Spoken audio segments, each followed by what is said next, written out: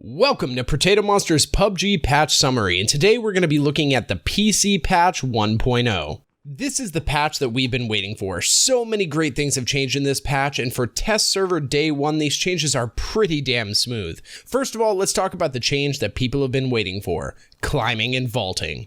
This feature has been talked about for a while, and it is finally up on the test servers, and we love it. While running towards an object, hit the jump button and let the game take over. Several fences and walls are now no longer an issue and really give the game a much more realistic touch. Speaking of realistic touches, there was a complete Ballistics overhaul to add several touches of realism to PUBG. So many changes to cover, but the most important, bullet drag.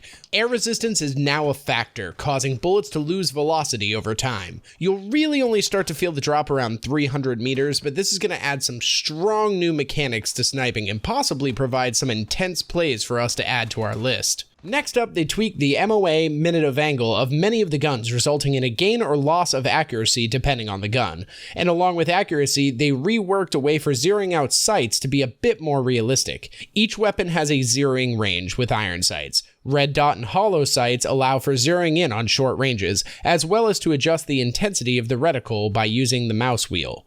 8 times and higher will allow you to change zoom by using the mouse wheel. And with the 4 times, the tip of the chevron will be zeroed in on 50 and 100 meters for submachine guns and other weapons next test build. And continuing with the trend of realism, there are finally hit areas on characters, resulting in different damage based on where you hit them. Necks are now protected by the helmet, hands and feet do much less damage than before, and the weapon class now dictates the bonuses and penalties for each area. Let's move on to vehicles, shall we? Vehicles' driving balance has been modified, and vehicle sounds are more realistic, as well as the sources of the sounds.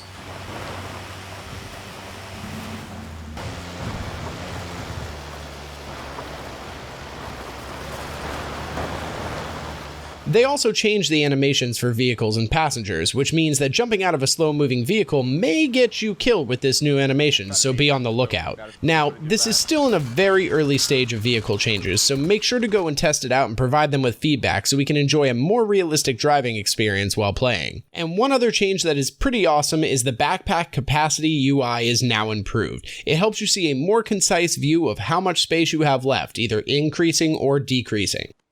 Now, for the other things that they've changed or added, they optimized the terrain data to reduce the memory usage, which PUBG is known to be a bit of a memory hog, so we are quite thankful for that change. They also implemented things earlier this month to measure and detect cheaters, and it has drastically decreased the volume of players using cheats. So hopefully we won't see any more speedsters running around. Sorry, Barry Allen. That's it. So what did you think? Will these changes bring a more realistic feel to PUBG, or are they still far away from the game that you want?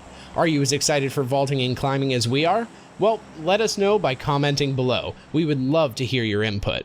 As always, make sure to like and share the video, as well as subscribe to the channel if you haven't already, and that's gonna wrap this up. So thanks for watching. I'm Shadow the Fallen, and I'll see you next episode.